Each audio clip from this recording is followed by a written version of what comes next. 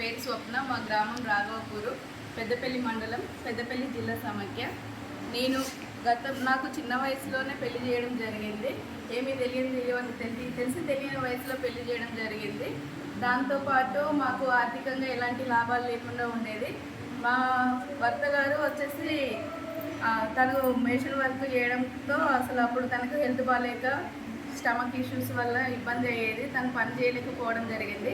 నేను గ్రూప్లో మా వివోఏ చెప్పడం ద్వారా గ్రూప్లో చేరి వేరే వాళ్ళను అప్పు అడిగితే మాకు ఎలాంటి ఆర్థికంగా లాభాలు లేవు కాబట్టి తను మనకు ఏ రకంగా అప్పు తీసుకోవాలనంటే ఏదన్నా కుదబెడితేనే మాకు అప్పు ఇవ్వడం అని అన్నట్టుగా అంటేమో అసలు సంఘంలో నువ్వు సంఘంలో చేరితే నీకు అప్పు దొరుకుద్దని మా వివోఏ చెప్పడం ద్వారా నేను సంఘంలో చేరి కొంత ఫస్ట్ చేరడం కాబట్టి కొంత అప్పు తీసుకొని పాత ఆటో కొనుక్కోవడం జరిగింది. మేము పాత ఆటోతోనే కొంచెం డెవలప్ అయ్యి మాకు మళ్ళీ పిల్లలు అయ్యేసరికి ఇక మా ఒక్కరి సంపాదన సరిపోవడం లేకపోవడంతో నేను ఇంకేదైనా చేయాలన్నట్టుగా ఆలోచించడం జరిగింది. చిన్న వయసులో పెళ్లి చేయడం ద్వారా 10థ్తోనే ఆగిపోయిన నా చదువు ఇంకే రకంగా చేయాలా అని అర్థం కాకపోవడంతో నేను మళ్ళీ చిన్నగా అప్పు తీసుకొని కుట్టు మిషన్ నేర్చుకుని కుట్టు మిషన్ తీసుకోవడం జరిగింది. ఆ కుట్టు మిషన్తో నేను కొంత మా వారికి సహాయం చేయడం జరుగుతుంది.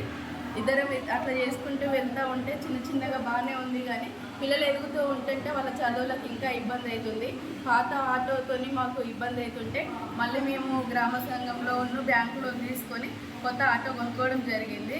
ఆ ఆటోతోని స్కూలు మా రాఘవపూర్ విలేజ్ నుండి పెద్దపల్లికి స్కూల్ ట్రిప్ ఆటో పెట్టుకున్నాడు మా వారు. ఆ ఆటోతోని మేము కొంచెం ఎదగడం జరుగుతుంది. ఇంకా కుట్టు మిషన్తో ఇబ్బంది అవుతుందని కొంచెం ఇంకా నేను బట్టల వ్యాపారం పెట్టుకున్నాను. CCL లోన్ తీసుకోవడంతో ఆ బట్టల వ్యాపారం, మా ఆటో, నేను కుట్టు మిషన్, నాతో పాటు ఇంకో ముగ్గురికి నేను కుట్టు మిషన్ నేర్పించడం జరిగింది. దాంతో నేను పిల్లలను చదివించుకోవడం జరుగుతుంది. ఇద్దరిని ఇంగ్లీష్ మీడియం స్కూల్లో చేర్పించడం జరిగింది. ఎందుకంటే మా పరిస్థితి ఇలానే ఉంది. మా పిల్లలను చాలా బాగా చదువుకొని పై స్థాయికి ఎదగాలన్న ఆశతోని పిల్లలను ఇంగ్లీష్ మీడియంలో చదివించడం జరుగుతుంది. అంతేకాకుండా ఇంకా ఇదే విధంగా ఎదగాలని అనుకుంటూ ఉంటుంటే నేను సంఘంలో సభ్యురాలుగా ఉండడం కాకుండా సంఘం లీడర్గా జాయిన్ కావడం జరిగింది. గతంలో సంఘంలో మా వాళ్ళంతా తెలియక పొదుపులన్నీ పనిచేసుకుంటే మనకి ఏం జరగట్లేదు.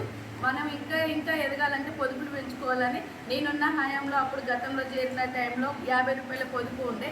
ఇప్పుడు ప్రస్తుతం మా సంఘం పొదుపు 300 చేసుకోవడం జరిగింది. అందులో మాకు అందరికీ ఆర్థికంగా అప్పులు దొరకడం జరుగుతుంది. నేను సంఘం లీడర్గా ఎదిగాను. సంఘం లీడర్ నుండి మళ్ళీ నేను గ్రామ సంఘం అధ్యక్షురాలుగా అయ్యాను. గ్రామ సంఘం అధ్యక్షురాల నుండి మండల సమాఖ్య అధ్యక్షురాలుగా అయ్యాను. మండల సమాఖ్య అధ్యక్షురాల నుండి ఇప్పుడు జిల్లా సమాఖ్య కోశాధికారిగా చేస్తూ నేను ఇలా ఎదుగుతూ మా గ్రామంలో నాతో పాటు ఇంకో 10 మందిని ఎలా మోటివేషన్ చేయాలన్నది చెప్తున్నాను. ఇప్పుడు నేను చిన్నగా ఇల్లు మాకు అసలు ఉండడానికి ఇల్లు లేదు. అద్దెకు ఉండే ప్లేస్లో మాకు చాలా ప్రాబ్లమ్స్ మేము ఎదుర్కోవాల్సి వచ్చింది.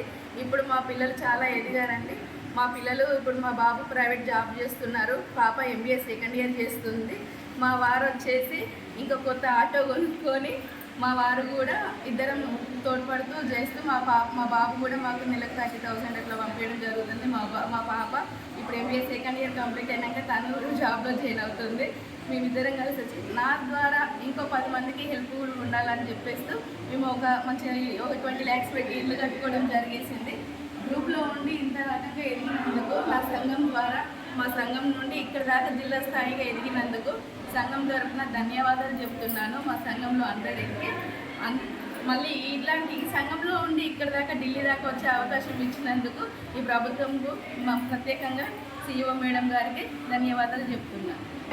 వివో అధ్యక్షురాలుగా ఉండి వివో నుండి మా సంఘంలో మా గ్రామంలో చాలామంది గ్రూప్లో లేకుంటే నేను అధ్యక్షురాలుగా ఉండి ఎలా చేస్తున్నానో వాళ్ళందరినీ కూర్చోబెట్టి మోటివేషన్ చేసి సంఘం మీటింగ్స్ పెట్టుకుంటూ సంఘం బుక్స్ ఎలా రాసుకోవాలో చెప్తూ సంఘం మేము ఒక 4గురికి నేను బుక్స్ రాస్తూ నేను మా వివోఏ బుక్స్ రాస్తూ ఇంకో 4గురికి బుక్ కీపర్గా చేయడం జరుగుతుంది. వాళ్ళకి బుక్స్ ట్రైనింగ్ ఇవ్వడం జరిగింది మేమే స్వయంగా. స్టేట్లో ఎక్కడా లేని విధంగా సెల్ఫ్ ఆడిట్ కూడా మా వివోలో SHG సంఘాల ఆడిట్లు జరగడం జరిగింది. ఎందుకంటే మేము వచ్చిన మీటింగ్లలో చెప్పడం ద్వారా మా వివోలు ఇట్లున్నాయి అట్లుంది అని చెప్తుంటే అంటే మా వివోని చూడడానికి సెల్ఫ్ ఆడిట్ వాళ్ళు వచ్చేసిళ్ళు. సెల్ఫ్ ఆడిట్ కూడా జరిగింది మా వివోకి వచ్చేసి. మా మండల సమాఖ్యలో కూడా అంతకుముందు ఎలా ఉండేనో తెలియదు, కానీ మేము వచ్చిన తర్వాత వాళ్ళకు వివో అధ్యక్షులకు కూడా DCPలు ఎలా చదవాలి, వాళ్ళ సంఘంలో వివో సంఘంలో నుండి వాళ్ళు ఆర్థికంగా ఎలా ఎదగాలి, వివో సంఘం నుండి కూడా పొదుపులు పెంచుకోవాలి.